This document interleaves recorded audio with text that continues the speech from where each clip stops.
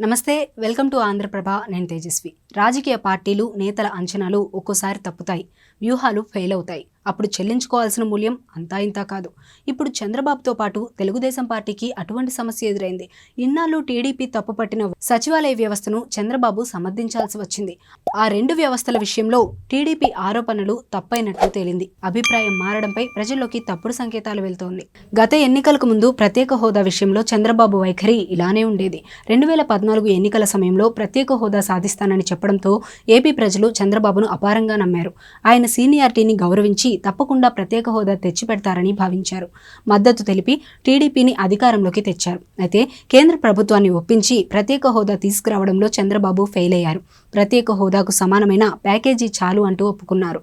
అదే అంశాన్ని జగన్ హైలైట్ చేయడంతో యూటర్న్ తీసుకున్నారు. ప్రజల్లోకి బలంగా వెళ్లడంతో కేంద్ర ప్రభుత్వంతో విభేదించారు. ఎన్డీఏ నుంచి బయటకు వచ్చారు. మళ్లీ ప్రత్యేక హోదా పల్లవిని అందుకున్నారు. దీంతో ప్రజల ముందు చులకన అయ్యారు. ఇప్పుడు వాలంటీర్ వ్యవస్థ విషయంలో సైతం చంద్రబాబు చేసిన ఆరోపణలు అలానే ఉన్నాయి. గత 5 సంవత్సరాలుగా వ్యవస్థపై విషం చిమ్మారు. ప్రజాస్వామ్యానికి ఒక విఘాత వ్యవస్థగా చెప్పుకొచ్చారు. ప్రభుత్వం ఓ సమాంతర వ్యవస్థను తీసుకొచ్చిందని ఆరోపణలు చేశారు. అటు సచివాలయ వ్యవస్థను సైతం తప్పుపట్టారు. అక్కడ 11 శాఖలకు సంబంధించి సహాయకులు అవసరమా అని ప్రశ్నించారు. అయితే ఇప్పుడు ఎన్నికల ముంగిట రెండు వ్యవస్థలను చంద్రబాబు సమర్థించాల్సిన పరిస్థితి ఏర్పడింది. పింఛన్ల పంపిణీ నిలిచిపోవడంతో పేద ప్రజలు రోడ్డుపైకి వస్తున్నారు. అటు అధికార పక్షం సైతం దీనికి కారణం చంద్రబాబు అని చెబుతోంది. అయితే వాలంటీర్ల స్థానంలో సచివాలయ ఉద్యోగులు పింఛన్లు, సంక్షేమ పథకాలను లబ్ధిదారులకు అందించవచ్చు కదా అని చంద్రబాబుతో పాటు టీడీపీ నేతలు ప్రశ్నిస్తున్నారు.